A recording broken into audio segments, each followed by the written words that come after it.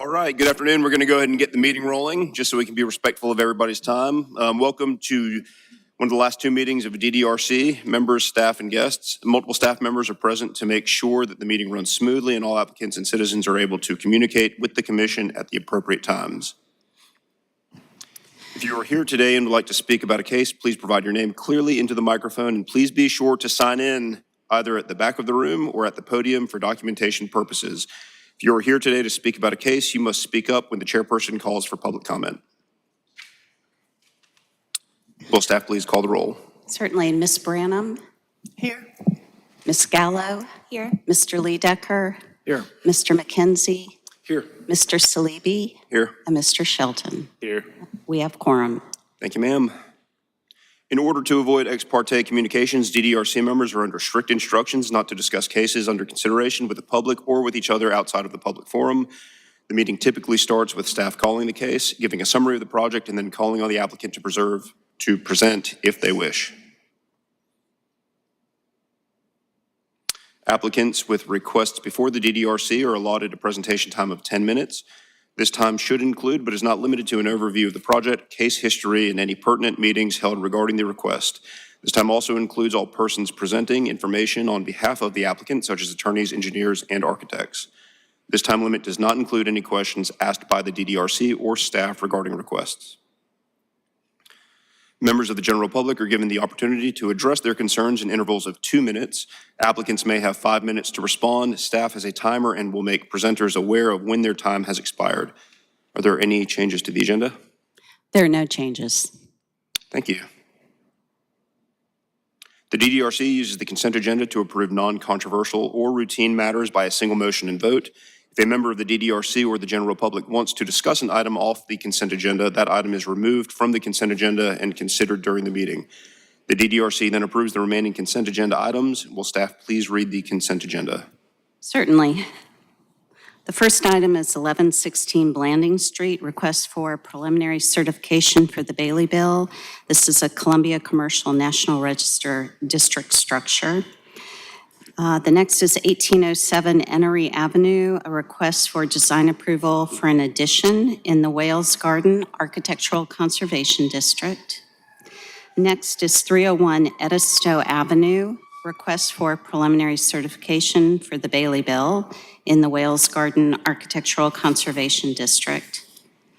Next is 405 through 407 Waccamaw Avenue, a request for preliminary certification for the Bailey Bill in the Wales Garden Architectural Conservation District. And last is 631 Laurel Street, request for design approval for new construction in the downtown Columbia Overlay District. Thank you very much. Are there any members of the DDRC who would like an item removed from the consent agenda? Mr. Chair, I would like to request that you move 361 Laurel Street to the regular agenda, please. Any objections to that? Second. Thank you. It is so removed.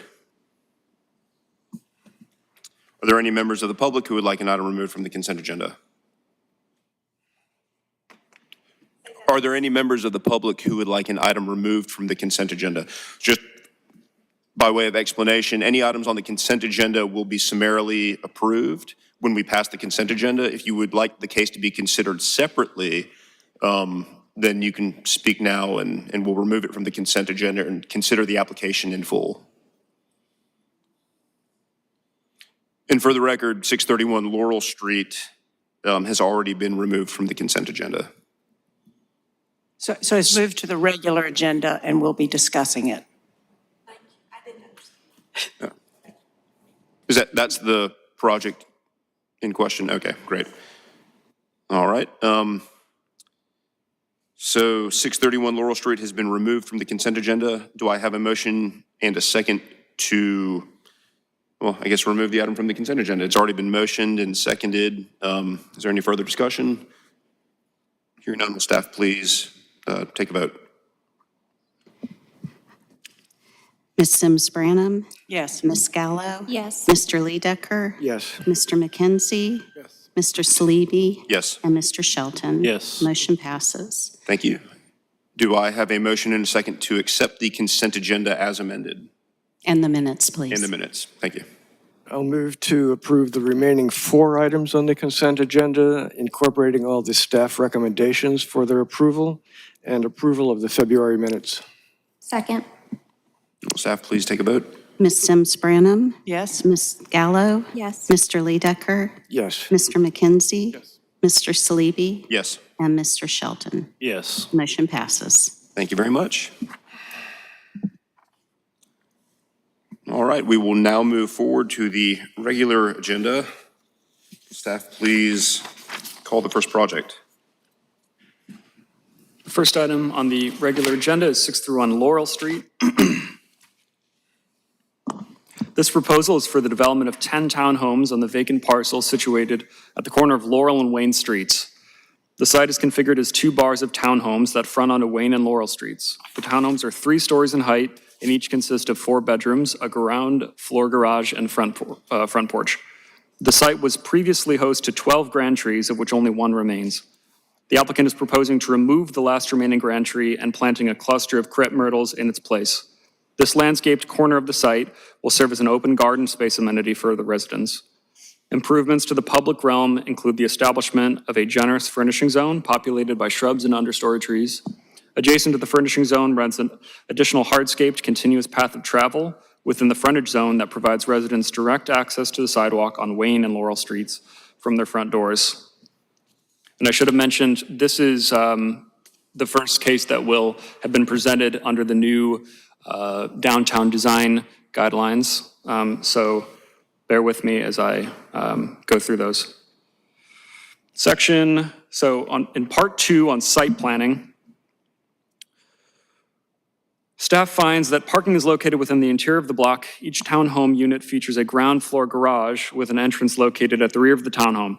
Brick pavers enhance the hardscaping on the interior of the site, which facilitates vehicular access to these centrally located parking facilities. Staff recommends the installation of a pedestrian safety measure, preferably a mirror for cars exiting onto Wayne Street at the intersection of the driveway and sidewalk. On part 3, on the private realm, this relates to building design, urban design. I'll read a little bit from the guidelines for context. The guidelines say, ensure downtown development addresses the public realm through consistent frontage conditions, street level activity, and strong design elements that engage with pedestrians and create visual interest. Development frontage, the intent here is to establish consistency in how buildings front onto the right-of-way with predictable frontage conditions based on frontage typologies. The frontage typology here for this development is a townhome and multifamily development frontage. That section of the guideline reads, this type of frontage applies to townhouse development frontages abutting a public right-of-way. Set the face of the building a minimum of 6 feet from the back of the sidewalk to create a usable frontage yard to include a porch, stoop, or patio serving as a transition area between the street and individual units. Raise porches and/or elevate entryways to either enhance privacy and refuge for residents, define and enhance the identity of individual units through architectural treatments at the ground level, and provide a buffer between the public and private realms. Delineate frontage yards from the public realm by either a low fence, knee wall, hedge, landscaping, or other similar means to create defensible space and a layered buffer between the public and private realms. Express individual units with repeated patterns or motifs, such as but not limited to inset or projecting entryways, window bays, balconies, stoops, railings, and architectural features. Modulate the wall plane of multifamily residential developments using common entry areas, courtyards, recessed areas, and projections. Staff finds that the proposed townhomes front onto the right-of-way in a manner that's appropriate for the development's typology and the site's surrounding context. Because of the distance between the curb and property line off both Wayne and Laurel Streets, the townhomes are set back substantially beyond 6 feet from the back of the sidewalk. A generous, well-landscaped frontage yard that consists of raised porches, a low hedge, and resident walkway, which connects to the existing sidewalk, helps delineate the public realm from the private realm. On building design, the intent of which is to maintain predictable overall building design through consistent application of upper level and street level design elements. Staff finds that a uniform and consistent street wall is defined on both Wayne and Laurel Streets by the proposed townhomes, which are arranged as 2 bars that run parallel to the streets they front onto. A void in the street wall on Wayne Street is created by the driveway that punctures through to the interior of the site.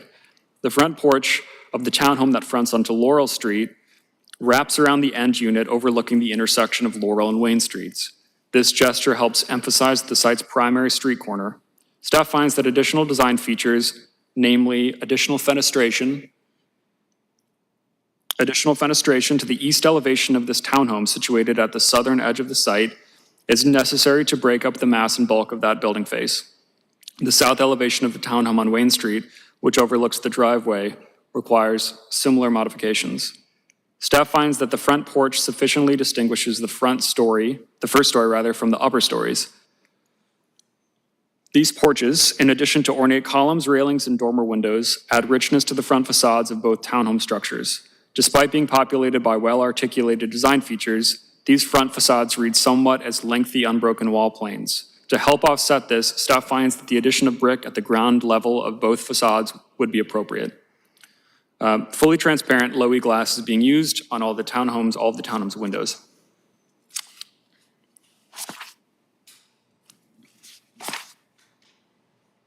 On the design of pedestrian entry,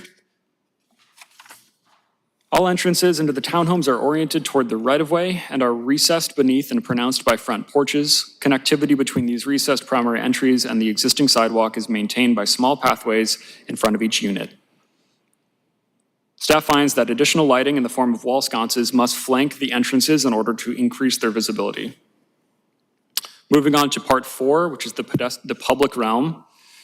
The intent of the pedestrian realm is to prioritize the space between the buildings and the streets, as the critical area where pedestrian interaction occurs, and enhancements create a connected, safe, comfortable, and engaging pedestrian environment. The pedestrian realm encompasses the frontage, sidewalk, furnishing, and parking lane enhancement zones. Its configuration varies based on the area's character, existing street conditions, and surrounding built context. The first of those zones, the sidewalk zone, staff finds that given the scale of the development proposal, the context of the surrounding neighborhood, and the condition of the existing sidewalk, staff finds it appropriate that the existing sidewalks surrounding the parcel remain. Additional pedestrian pathways with direct connectivity to the existing sidewalks are being provided in this proposal. On this section on the frontage zone, this proposal includes a generous frontage zone that is populated with landscaping, paved pathways, and front porches. Staff recommends that the pathways connecting the frontage zone to the sidewalk be delineated by the use of brick pavers or an alternative surface material. There is a guardrail along the western side of Wayne Street where it crosses over the Vista Greenway that extends roughly 30 feet south from this site's northern edge. Because of the distance between the curb and property line on this parcel, this guardrail won't disrupt the footprint of the northernmost townhomes on Wayne Street. It will, however, cut off a portion of the proposed furnishing and frontage zones on Wayne Street. Staff finds this condition acceptable so long as a continuous paved connection is maintained between the northernmost townhomes on Wayne Street and the Wayne Street sidewalk. The furnishing zone. Due to the site's existing conditions, the furnishing zone, which is typically situated between the sidewalk and curb, is situated between the sidewalk zone and frontage zone. The width of the proposed furnishing zone is 21 feet and contains hedges and crepe myrtles. Staff recommends that an alternative understory tree, because power lines are present here on both frontages, with better shade characteristics be considered for planting within this zone. On the section on street trees, an arborist's assessment of the site's sole existing grand tree determined that the tree was nearing the end of its functional life in the landscape.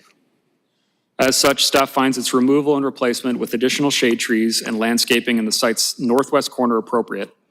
As I mentioned, due to the existing power lines on both Laurel and Wayne Streets, understory trees will be planted and spaced 25 feet apart along these frontages of the site.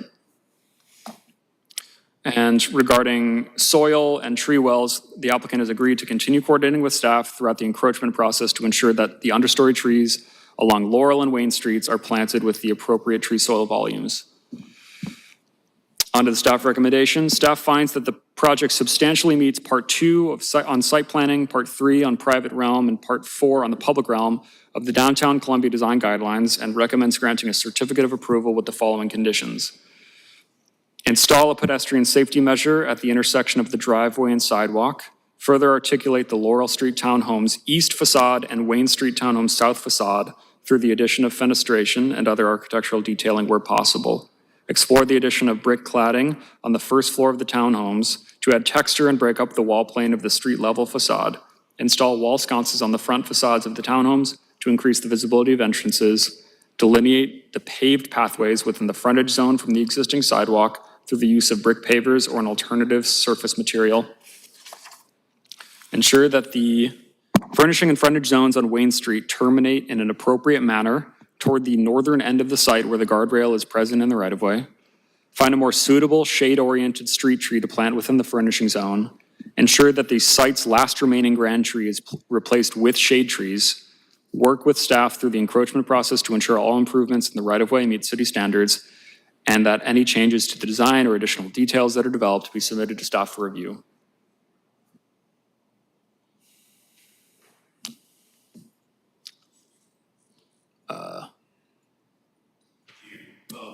Do any DDRC members have questions for staff? Yeah, that's appropriate. I was confused about the architectural plans, because the site plan shows 10 units, and the architectural drawings, it seems to be 7 and 7, 14 unit. So do you have current up-to-date plans, or are these what we see in our packet? So it's my understanding that the developer and architect are making modifications to the plans. However, they don't differ substantially from what was included in this packet. The biggest changes to the proposal over the course of the last few weeks have been to the site plan. So basically the building footprint of the townhomes on the site, the individual floor plans of the units, however, have not changed substantially. But I haven't received any other updated plans after the deadline for submittal for this month's DDRC. The exteriors, you don't know what the exteriors are going to look like yet? The elevations in this evaluation are the latest elevations. Okay. Thank you. So I had a question. You know, I've now reviewed all the new guidelines for this district, and I was surprised to see that there weren't any specific guidelines about exterior materials and aesthetics, even to the point of a paragraph or anything discussing context and, you know, materials related to the context, other than in the introduction, like guiding principles.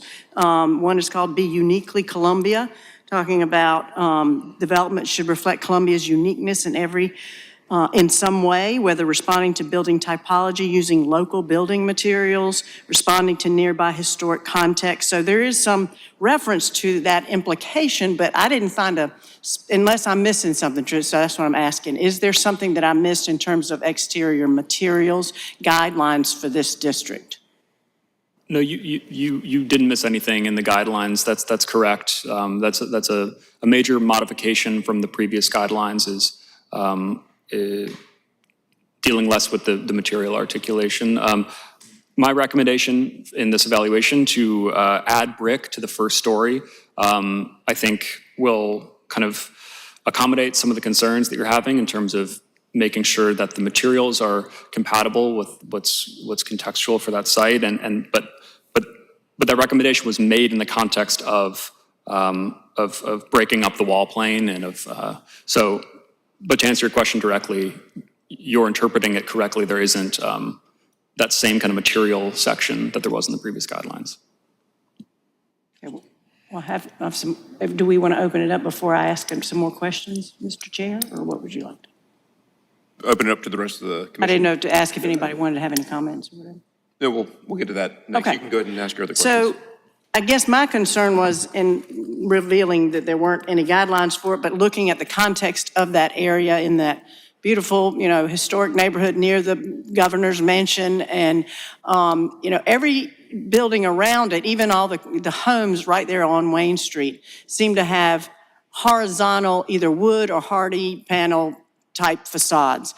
And there's a very small little section detail on one of the sheets, if you zoom in, that actually calls for the exterior material that we see that looks very vertical, actually in the elevation, yet where the section looks like they might be horizontal, but they look very vertical, and they're called out to be vinyl siding. And I drove around and I didn't see any other vinyl siding residential buildings in that neighborhood. So I'm a little concerned about being able to tie it in contextually to the area. That's a fair concern, and I should clarify, from my understanding, there is not going to be vinyl siding on this proposal. I'm not sure if that might have been a mislabeling. Well, it's in a detail. Okay. I think it might be appropriate to bring the applicant up to help answer some of these questions. that'd be great. But yeah, it's my understanding that it would be hardy board primarily as the cladding material. And horizontal, and to match the kind of context of the area, not, I mean, it looks like board and batten to me, like in a vertical kind of thing. So maybe they're thinking it's a board and batten hardy panel. I think so, yeah. Again, not what I see in the area, but yeah, I'm happy to talk to or ask that question of the. Yeah, at this time, if the applicant is present, we'd invite them up to speak on the project and maybe answer any questions. Good afternoon. If you would, please state your name and whether you swear to tell the truth in these proceedings. Sure. Randy Schrader, and I swear to tell the truth in these Would you proceedings. please raise, speaking to the microphone? Thank you. Yeah. Sorry again for the Randy record. Schrader with Gus Holmes, and I swear to tell the truth in these proceedings. All right, thank you, Mr. Schrader. Sure. Oh. Okay, and- so what is going to be the exterior material? Yes, so it is a hardy material. It's Allura is the brand name. It's a similar to hardy. It's a cement board. And the plan was to have a vertical board and batten. There are some houses that are newer construction over there that do have a board and batten look. But if that's not agreeable, we can certainly switch to a lap siding if that's not a deal As long breaker. as it's hardy plank and not what it says in the detail, my which is vinyl architect is a siding. little slow sometimes to make changes, and so there was probably an older detail still in there, so, yeah. I mean, I don't know how the rest of the commission feels about the context of horizontality versus verticality. Yeah, I agree. I like the horizontal orientation. I think I know what you're talking about, though, with the board and batten development. So I think either could be appropriate. Well, as long as it's hardy. I agree, it needs to Yeah. be fiber cement. I don't think vinyl's appropriate. Yeah, I prefer the horizontal also. I mean, just to reinforce the non-vinyl, there is a thing about that there will be no vinyl fencing allowed. So I'm thinking, well, please don't put it on a building. And we did submit materials information with the design as well, so. Okay. Great. Is there anything else you would like to add for the project, or do any other DDRC members have questions for the applicant? I guess I do want to expand on what Mr. Lee Decker mentioned. It does concern me that the architectural drawings differ from the site plan. Doing approval on that without understanding what the final exterior look of the building is going to be does give me pause, because the exterior drawings do show as a 7-unit run when the site plan shows a 6 and 4. Understood. I'm guessing, is that something we can clarify in the motion? I think so. It's my understanding that the difference or the modification to the elevation would just be the subtraction of a unit. It wouldn't be any other articulation to the facade that changes the appearance of it. Is that correct, Randy? Yes.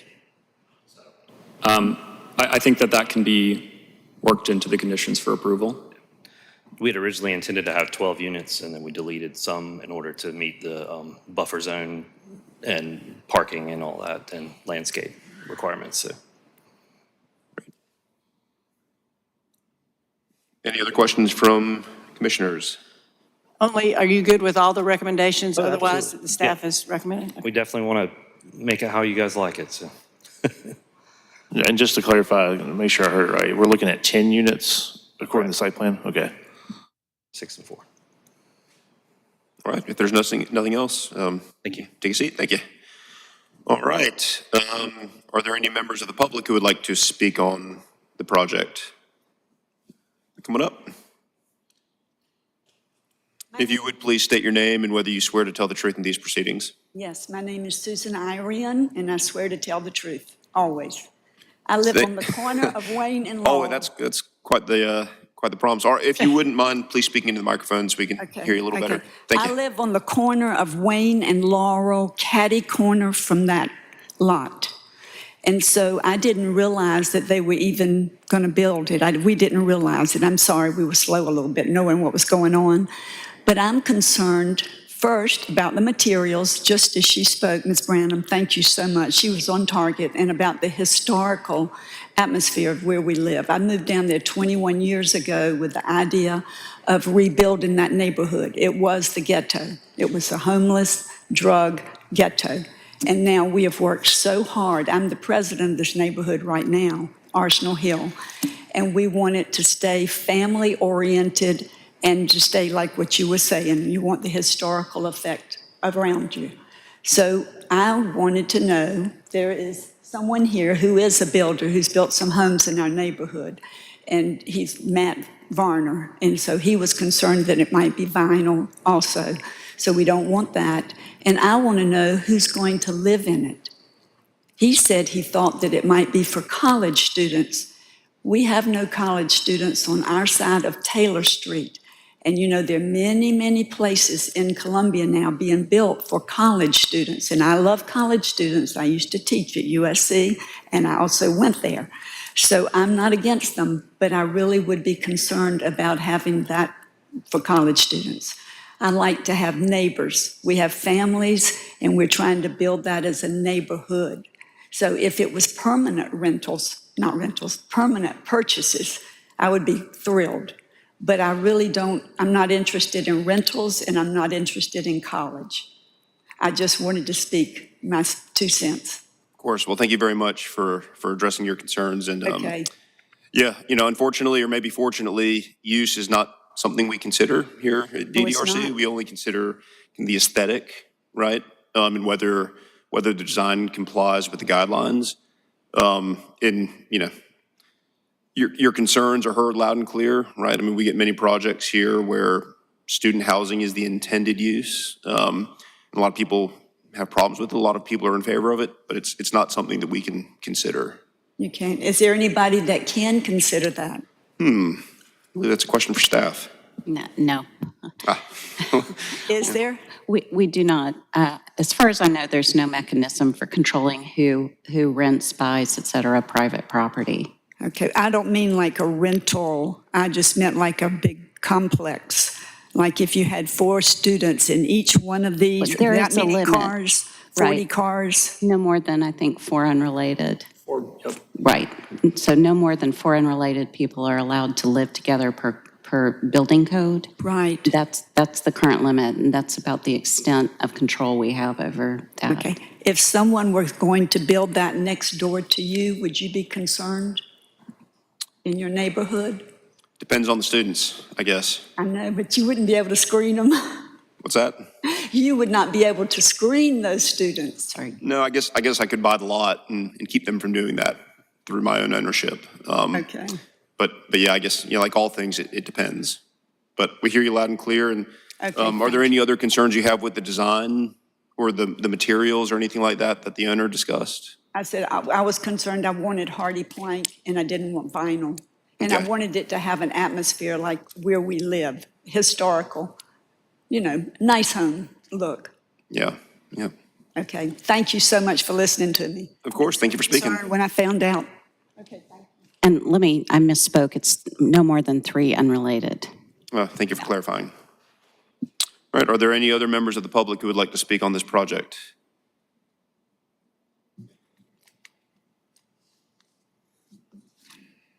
All right, if there are none, then I'll entertain a motion. Well, I guess I would like to go ahead and approve the request for certificate of design for 631 Laurel Street in the downtown Columbia Overlay District, according to all of the recommendations of the staff. Shall I read them all, or can I just add 2? think it would be appropriate to reference how staff has them listed in the application As or in the their staff recommendation. has them already listed in their recommendations, and with the addition of 2 additional comments. One, that the elevations reflect what the site plan shows in terms of the number of units, and that the exterior material is to be hardy or wood plank and not vinyl. All right, there's been a motion. Do I have a second? Second. All right, motion and a second. Will staff please take a vote? Ms. Sims Branham, Yes. Ms. Gallo, Yes. Mr. Ledecker, Yes. Mr. McKenzie, Yes. Mr. Salibi, Yes. and Mr. Shelton. Yes. Motion passes. Thank you. I'd like to make just one additional comment about how much I appreciate staff doing such a thorough overview of this project, given the new guidelines. So thank you so much, staff, for all of that work. All right. So the next case. Agenda item. I'm sorry. Oh, sorry, I was just saying next agenda item. Yep. Yes, next case on the regular agenda is located at 3300, 3312, 3314, 3316, 3320, 3320B North Main Street and 1212 Sunset Drive. This is a proposal for the construction of a Murphy Oil USA service station at the parcel situated immediately to the southeast of the Sunset Drive and North Main Street intersection. The primary components of this station, visible from the right-of-way, include a convenience store located near the northwest corner of the site, a fuel canopy with 16 fueling positions located internally to the site, and a stormwater detention pond positioned along the southern edge of the site. Additionally, a concrete parking lot and drive aisle, landscaping, signage, and a trash enclosure populate the site. A special exception was granted by the Board of Zoning Appeals in February of 2026 that allowed for the use of a convenience store in conjunction with a gasoline sales and service station at the site. Gasoline sales and service stations are allowed as a conditional use in the CAC zoning district.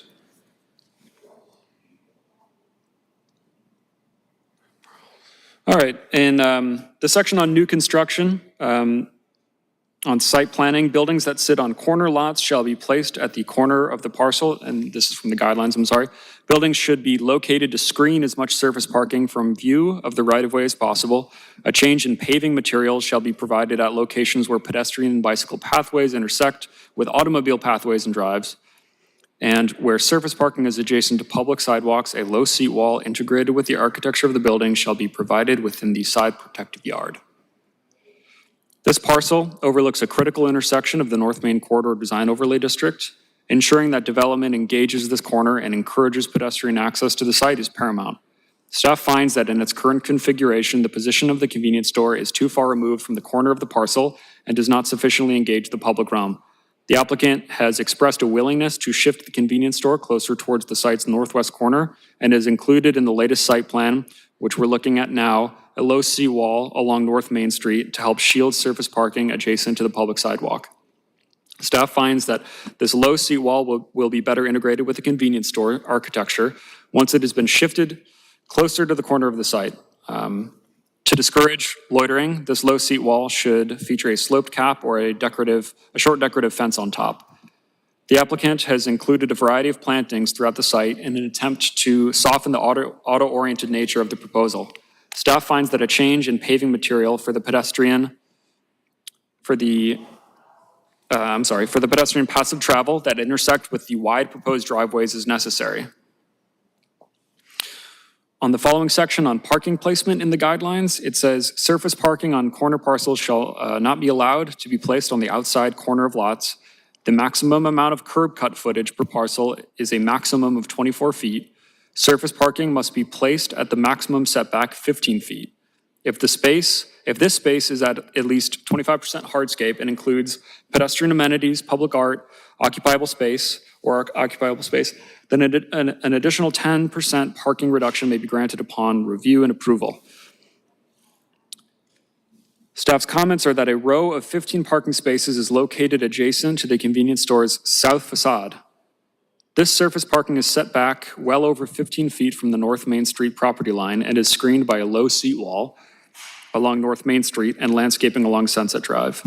The total curb cut footage created by the proposed right-in, right-out on North Main Street and driveway on Sunset Drive far exceeds the 24-foot maximum outlined in the guidelines above. In response to feedback from staff, the applicant has reduced the width of the right-in, right-out on North Main Street, installed directional warning mats on the pedestrian curb ramps, and included a pedestrian refuge within the right-in, right-out's pork chop median in an effort to offset the unsafe pedestrian conditions created by the site's two driveways. While these modifications are an improvement from what was previously submitted, staff finds that the striping around the right-in, right-out on North Main Street does not effectively reduce the size of the curb cut. Staff recommends that this right-in, right-out either be converted into a single driveway or reduce the width of the right-in side of the driveway. On the section on building design of the guidelines, it states architecture should be urban and therefore flexible for various businesses over time. A building should not be so strongly identified with a single business that it cannot reasonably be adapted to another use in the future. Corporate identity should be contained in signage, storefront displays, and or artwork.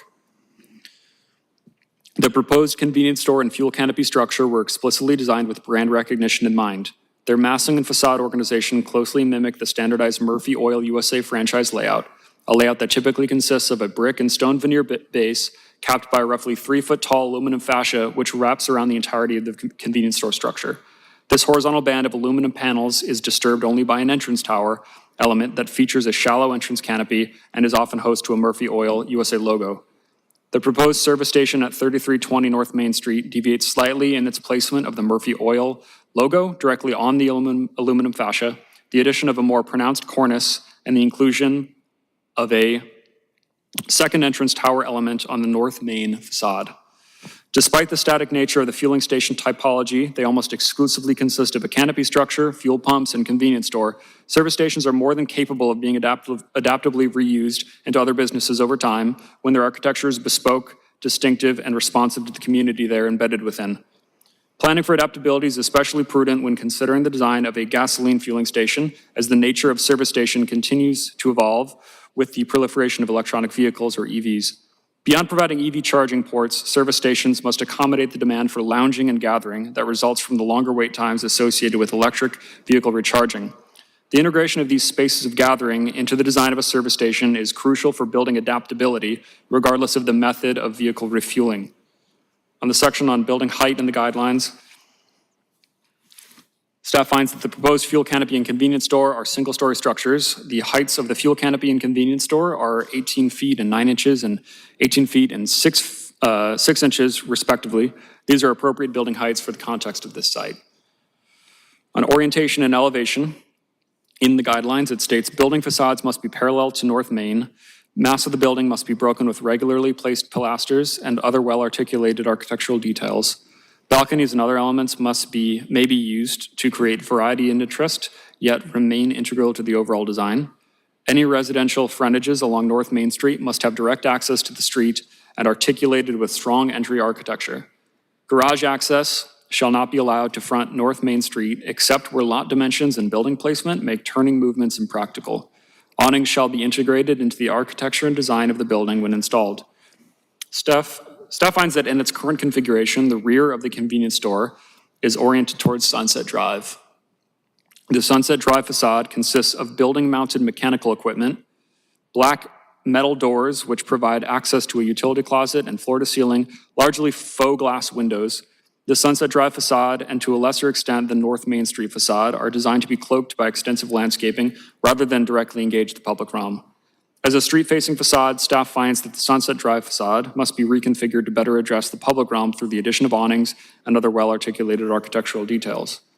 On corner articulation and entrances in the guidelines, they state that major intersections should have an architectural or design feature at corners to emphasize key entrances or elements of the building. Entrances for buildings occupying corners should be oriented to address the corner or intersection. Entrances shall have direct access to the sidewalk or street and have strong entry architecture to ensure pedestrians can easily identify the entrance. Staff finds that a prominent corner entrance oriented toward the major intersection of North Main Street and Sunset Drive, a design feature that's not included in this proposal, is required. This entrance must have direct access to the sidewalk and should be pronounced by an awning. On to facade elements and storefront articulation in the guidelines. which state on materials that vinyl is not allowed as a primary building material. EIFS is only allowed starting at 10 feet above the sidewalk. On windows, that transparent glass with at least 88% transmission required in storefront windows. Windows are not to be flush mounted with the exterior walls. Windows are to be located as far inward into the wall to maximize depth and shadow. This is particularly important in stucco or brick applications. Alternate detailing should be explored to provide a maximum window recess. To permit visibility and safety of all the users and residents, storefront windows cannot be obscured by displays, cabinets, and other obstructions that prevent seeing into the building. Interior blinds or similar window treatments are exempt. And finally, on storefront articulation, residential uses that are on the first floor are exempt from the following requirements, which, to clarify, does not apply here. Storefront windows and elements should cover 60 to 70% of the North Main Street facade. Storefront windows and elements should cover 50% of the side street facades. Of this 50%, no more than half may be spandrel glass. On to staff comments, the primary cladding material on both the convenience store and fuel canopy structures are thin stone veneer, thin brick veneer, and painted aluminum panels that reflect Murphy Oil USA branding. Staff finds that increasing the coverage of brick and stone cladding and decreasing the amount of painted aluminum panel, particularly the unobstructed horizontal band of aluminum panel on the fascia of the convenience store structure, will help minimize the architecture's corporate identity. The North Main Street facade consists of fully transparent and faux storefront windows that cover 42% of the facade. Of this 42%, only 35% of the windows are transparent. Because at least 60% of the North Main Street facade must be covered in storefront windows, and of that 60%, only half can be spandrel glass, the minimum amount of North Main Street facade that must be covered in transparent windows is 30%. On the Sunset Drive facade, 28% is covered in fully transparent and faux storefront windows. Here too, transparent windows only account for 37% of the storefront windows. Because at least 50% of the Sunset Drive facade must be covered in storefront windows, and of that 50%, only half can be spandrel glass, the minimum amount of the Sunset Drive facade that must be covered in transparent storefront windows is 25%. Staff finds that additional fenestration on both the North Main Street and Sunset Drive facades is needed to better align with the percentages I just outlined. In addition to increasing the amount of fenestration on those facades, staff finds that the percentage of transparent windows must be increased to comprise at least half of the required total storefront glazing. And lastly, on equipment placement and screening in the guidelines, staff notes that this proposal includes no visible roof-mounted mechanical equipment. On to the recommendation. Staff finds that the project does not substantially meet the design guidelines new construction section of the North Main Corridor design guidelines and is recommending deferral. Staff recommends that the following items be addressed prior to the proposal coming back to the DDRC for review. Shift the convenience store building footprint closer to the site's northwest corner.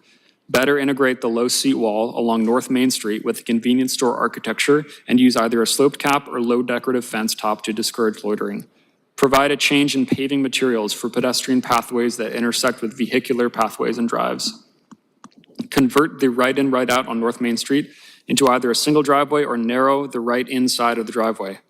Minimize the convenience store's corporate identity and increase its adaptability through the addition of bespoke design features, decreasing the coverage of aluminum panels, and increasing the amount of stone and brick cladding. Explore the addition of gathering spaces to increase the convenience store's adaptability. Activate the Sunset Drive facade through the addition of awnings and other well-articulated architectural details. Provide a prominent, clearly identifiable corner entrance overlooking the intersection of North Main Street and Sunset Drive with direct access to the sidewalk. Increase the percentage of storefront windows and openings on the North Main Street and Sunset Drive facades to be at least 60% and 50% of their total facade areas respectively. Ensure that transparent storefront windows cover at least 30% and 25% of the North Main Street and Sunset Drive facades respectively. Signage must come back for a separate review. Thank you very much. If the applicant is present, they can come up to speak on the project. Welcome. If you will, please state your name and whether you swear to tell the truth in these proceedings. Good afternoon, Brian Stern. I do swear to tell the truth in these proceedings. Thank you. Again, I'm with Stern Group. It's our family-owned commercial real estate development company. And I'm also joined here with Casey Guyton with Keck and Wood, our engineer, and Toby Ward, our land use attorney. As staff said, we're requesting a deferral, but we did want to take the opportunity to hear comments, recommendations from the commission, and then also be able to incorporate both those comments, recommendations, and the ones outlined by staff for our April submission. But we look forward to continuing to work with the commission and staff and the city, and we appreciate your time and consideration. Great, thank you very much. Do any Thank you. commissioners have questions for the applicant while they're here? I was curious about the curb cuts, and one of the drawings in our packet seems to show the tank trucks egressing and ingressing. And what is the actual engineering need, the width or what have you, to get a tanker truck in and out? If you don't mind, I'm going to have our engineer, Casey, come up here and speak to that.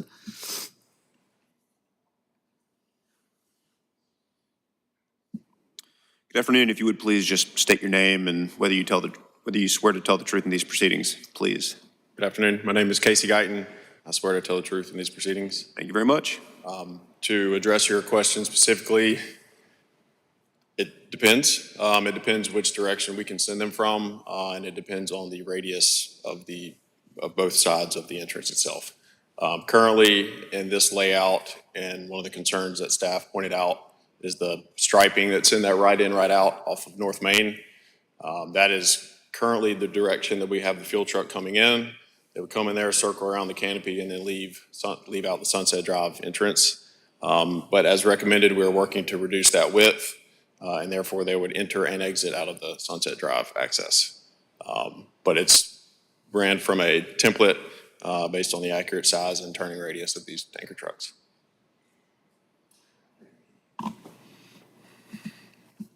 Any other questions? Have you reviewed what the staff has recommended and you're okay with their recommendations? Yes, ma'am.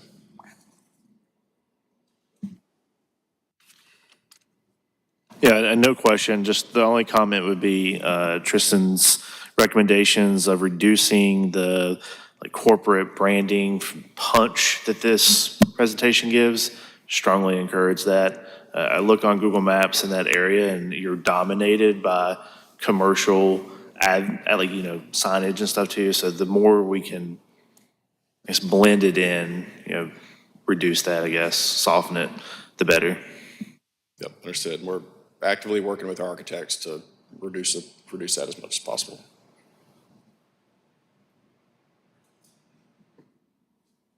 Any other questions or comments?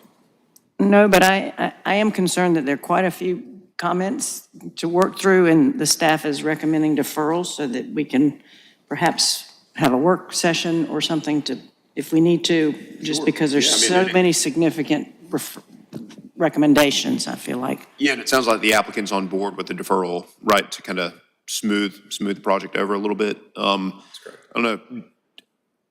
I mean, y'all have been working on this behind the scenes. Do you feel that a kind of a work group session is necessary? I can I'll maybe open that speak up to to- that. Sure. I think that we've been working successfully together behind the scenes so far. My understanding is they anticipate completing another drawing set within the next few weeks here, and it might be appropriate to tentatively put together a work or schedule a work session for sometime after we receive those drawings in the event that we can't work through some of those modifications at staff level, just in case we need that work session. Yeah, so we'll kind of hold that debate and schedule it if necessary as y'all are kind of approaching the finish line. Does that work? All right, very good. Any other questions? Thank you very much. All right, yeah, so I'll entertain a motion. I move to have this, 3300, 3312, 3314, 3316, 3320, 3020B North Main, and 1212 Sunset Drive with the North Main corridor overlay deferred for further review.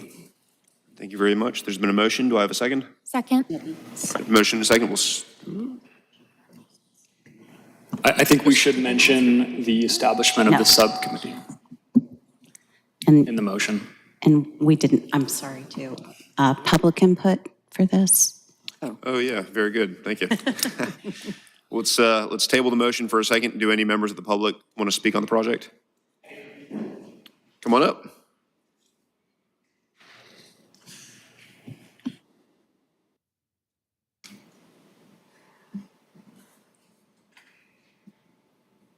If you would, please state your name and whether you swear to tell the truth in these proceedings. I do. Reagan Freeman. I swear to tell the truth in these proceedings. Thank you, Mr. Freeman. Thank you. I was getting worried. I wouldn't have time to address something. Well, thankfully, we have a dutiful staff. You absolutely who do. Absolutely. Hold us to account, yeah. Sorry we jumped the gun. Oh, it's no problem. Again, I appreciate everything shared. I will tell you just some context, and then we have some, at least I do, some specific design concerns.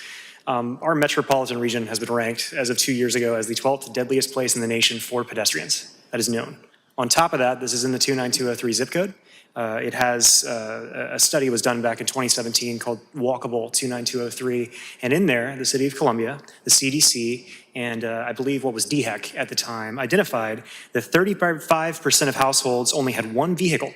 And about, I think, 8% of households had no vehicle. And so I'm saying all that just to really stress the pedestrian realm as part of this project. I mean, I agree with all staff's comments. They're touching on it, but I guess what really lights me up is I need them to go farther, right? Like there is more connectivity happening. Sunset Drive, the sidewalk Richland County is about to complete within weeks is going to be there. There are 2 Comet bus stops on North Main. They're in these documents. I've seen they're talking about removing one. Where's that going to go? I don't know where that's going. I believe that should be considered.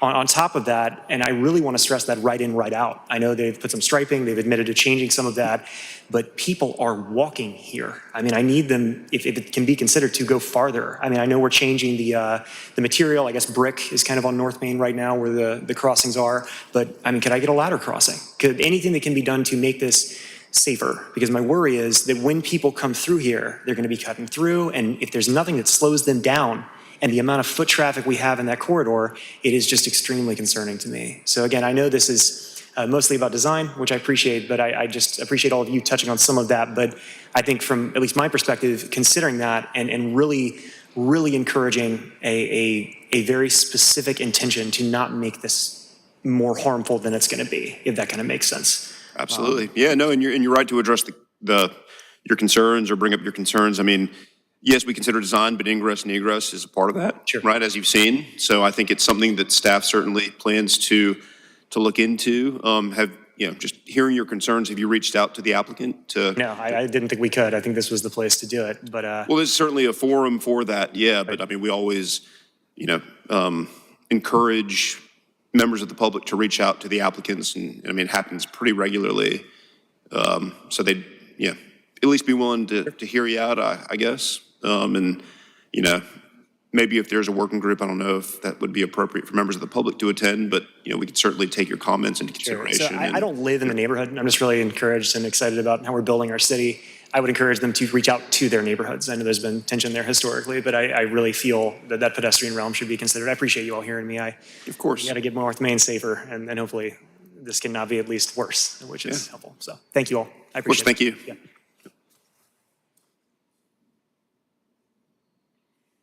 Are there any other members of the public who would like to speak on this project?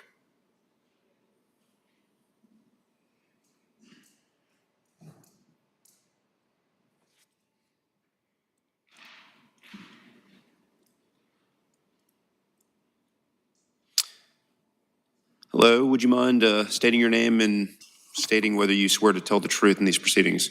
Yes, my name is Betsy Newman, and I swear to tell the truth of these proceedings. Thank you very much. Okay, thank you. I am a long-time resident of North Columbia, and I remember the master plan that was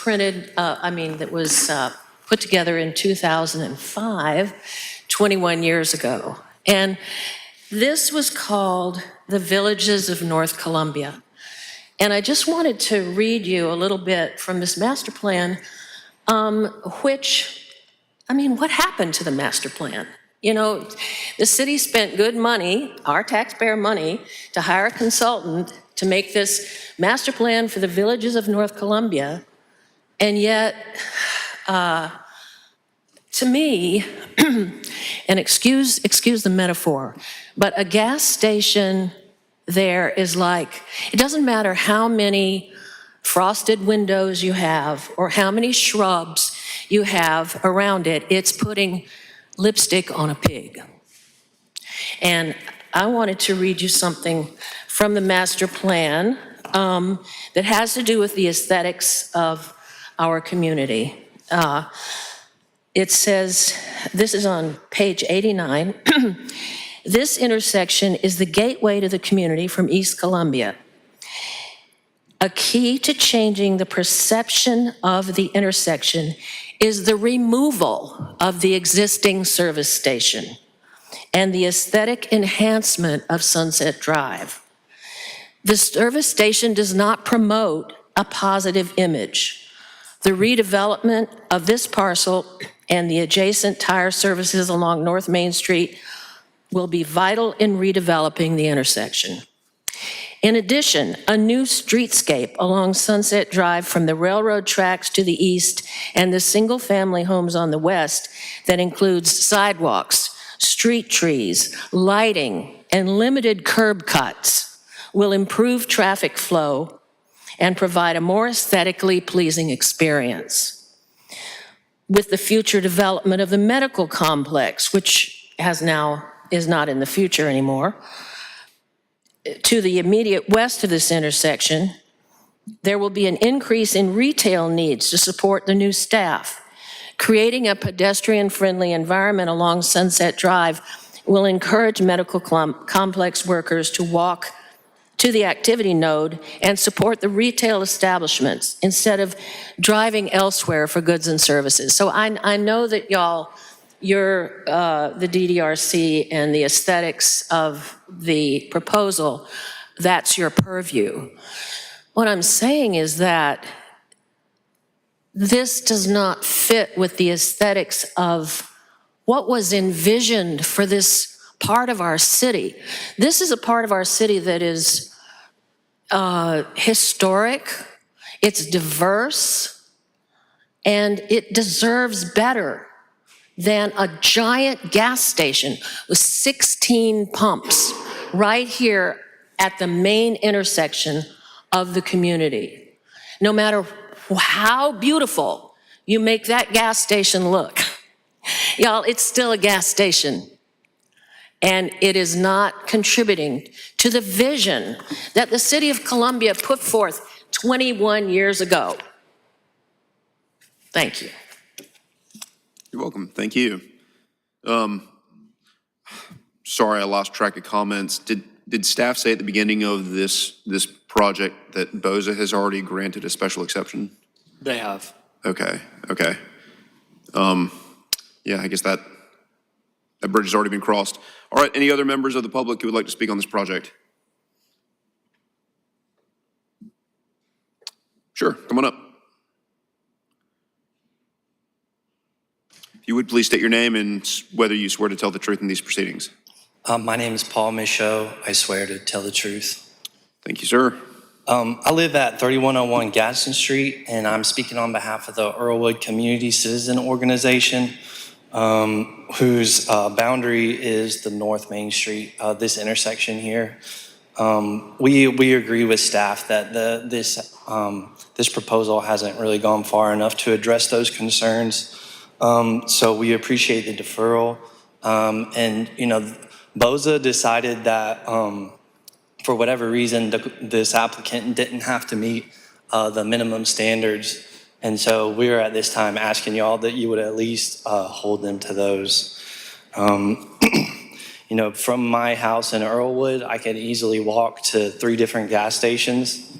So South Carolina was 3rd last year as far as percentage of growth. So I think, I've lived here my whole life, and we're seeing more investment and growth than we ever have. So I'm not really sure why we're settling at this point for another gas station. So yeah, I would just ask that, please do hold them to your minimum standards. Thank you. Thank you very much.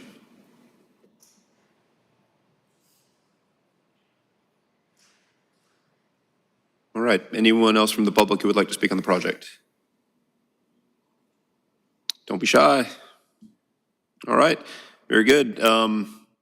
I will, I guess, re-entertain the motion. But would fellow commissioners like to amend the motion or hear it as presented? Maybe you could repeat the motion back, or should I repeat it? I think you can just include all of staff's recommendations. Okay, so, yes. I mean, without itemizing them. But yes, please repeat what you started earlier. Reference to 1212 Sunset Drive in the North Main Corridor overlay. I'd like to recommend deferral and in keeping with all of staff's recommendations as itemized in our summary. And reserving the. And reserving the Audio. option for a potential design review meeting should staff need that after new documentation is provided. Do I have a second to the motion? Second. Thank you very much. All right, will staff please take a vote? Ms. Sims Branham? Yes. Ms. Gallo? Yes. Mr. Ledecker? Yes. Mr. McKenzie? Yes. Mr. Salibi? Yes. Mr. Shelton? Yes. Motion passes. Thank you very much.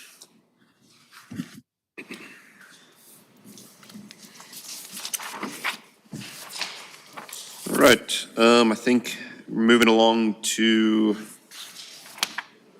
next project.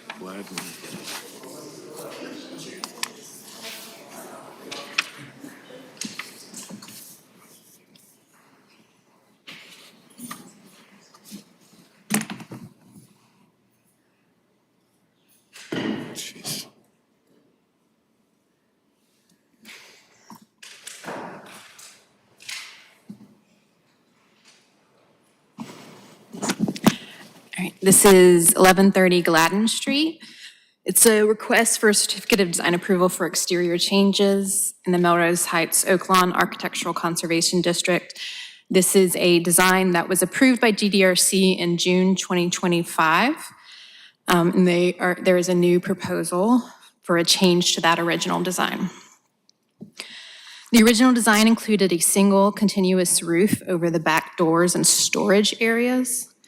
As a condition for approval, the DDRC required that the building be shortened by removing the back storage areas. So the approved rear elevation included only one door to each unit, accessed by a low step, which you can see there. It's about 3 steps that go up to the door. The applicant is now proposing to add 2 roofs to cover each door on the rear elevation. Staff believes adding roofs to the existing back stoops will provide some variation to the existing, some variation to the overall back elevation without adding solid massing like the storage units would have. Variations to the existing and approved elements are not under consideration for changes. This includes the size and placement of the rear stoop and step, which is contiguous with the poured foundation and limits the placement of the proposed roof coverings. As you can see, this project is almost completed. And this is the existing rear elevation here that you can see, and this is where they will be proposing roofs. So since this is a new construction project, it's not yet complete, staff used Section 3, new construction, to review this proposal. And finds that the massing is consistent with neighborhood patterns without adding the solid area that the storage areas would have added. The roof shape is consistent with the house in the neighborhood. The only recommendation that staff is making to change the design is to, in place of what looks like tapered columns on the back porches, to be square posts. So staff finds the proposed change to the new construction project at 1130 Gladden Street is in keeping with Section 3 of the Melrose Heights Oaklawn Architectural Conservation District Design Guidelines and recommends granting a certificate of design approval with the following conditions: that the columns on the porches be simple square posts with details deferred to staff, and all other details deferred to staff. And the applicant is here to speak. If needed.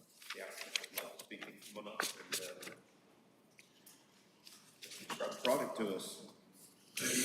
Name and whether you swear to tell the truth. My name is Jerome Prezi, and I do swear to tell the truth. As Ms. Walling said, we are proposing to add coverings over the stoop. We just feel that we can do better than what was originally approved with this. I know you all's purview is aesthetics, but I also think we should consider functionality of the porches. If it's extremely hot, can the porches be utilized? If it's rainy weather, can the porches be utilized? And so we just think that by adding this covering over both of those stoops, that that would also help break up a 36 feet gable, which is massive. So we're just asking that we get approved for that, and we're done. This project is out of my hair. I'm sure you're ready for that. All right, do any commissioners have questions for the applicant? All right, thank you, sir. Are there any members of the public who would like to speak to the project? Remember this time. All right, hearing none, I'll entertain a motion. I got a question for the architects on the board. So I agree with staff's comment of changing the pillars from the tapered to square. Would it make sense to find symmetry at the front porch where they kind of like a brick boulder foundation and then they go square? Would that make more sense, or you think just straight square? That's the only question I have. It is a visible part of the property. I do think the roofs break up the back, just more like what's the best column for those roof sections. You may, yeah, come on back up. The only issue with, if you look at, can you put that back on that? Yeah, I would say it can't be as bold as they are on the front porch because they're pretty bold on the front porch. Yeah, we are actually restricted back there with Dominion, with utilities. And so I think when we measured that, we had roughly 8 inches before we in that doorway. So we're pretty tight as it relates to, it's just 6 feet. So there's not much room there as it relates to, I understand, and that was our original proposal, to have craftsman style columns in the back, tapered like we did in the front. But at that time we didn't, that wasn't approved. So we're limited with size, particularly on the columns in front of the doorway. I think we're roughly 8 inches before we're in that doorway. That doesn't give us much room to do the brick. I mean, the one brick is 9 inches. So it would be almost impossible to do a brick column there, unless it's just a stacked brick column because it's 9 inches. So. Yeah, I guess the question would be, does a square column feel craftsman enough? Because that's the overall neighborhood, it goes to a craftsman style. So do we feel like that column feels enough? Part of me feels like it looks like a little bit of a matchstick, but the other parts, I'm going to defer to the architects on the board.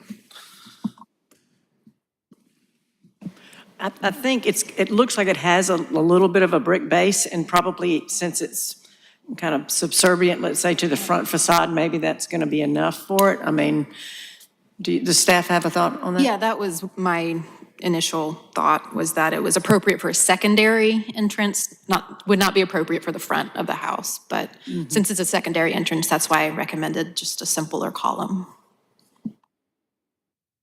Yeah, I'm good. I like the tapered one there, but. Yeah, the taper looks nice. Yeah, the taper, you wouldn't find the tapered in the neighborhood, so it just doesn't make sense for Melrose. Okay. All right, any other questions for the applicant or comments? All right. Thank you very much. All right, do any commissioners have other questions or comments for staff or the applicant? I'll make a motion if we're ready. We are? Yes, sir. I'll make a motion to grant a certificate of design approval for the property at 1130 Gladden Street, part of the Melrose Heights Oak Lawn Architectural Conservation District, with the caveat that columns on the porches be simple square post, with those details deferred to staff and all other details deferred to staff. Second.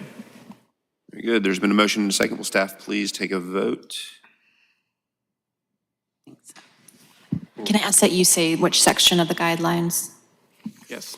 I will amend the motion to note that this is found in Section 3 of the Melrose Heights Oak Lawn Architectural Conservation District Design Guidelines. Ms. Sims Branham, Yes. Ms. Gallo, Yes. Mr. Lee Decker, Yes. Mr. McKenzie, Mr. Sleeby, Yes. Mr. Shelton. Yes. Motion passes. Thank you. I believe we have some other business to address. We do. I sent out the revised bylaws to you all for review, and if everyone, well, Mr. Lee Decker had a few comments, which I think are regarding particularly the introductory section, just a more direct reference to the UDO, which I think we can handle at staff level. It's not changing anything in the bylaws. But if anyone, I didn't get any comments from anyone else. So if everyone is good with these, then if you would make a motion to accept the bylaws, then we'll have them in place for the rest of this commission's tenure and then our two new commissions. Anyone have any questions or comments on the bylaws? Not to quibble, but they're Decker. called rules, not bylaws. They're the rules and regulations. Rules and regulations. Very good. Important point. Thank you for bringing that up. All right. Do I have a motion to approve the rules and regulations? I'll make a motion to approve the bylaws as presented for the new Historic Preservation and Urban Design Review Boards. Thank you very much. There's been a motion. Is there a second? Second.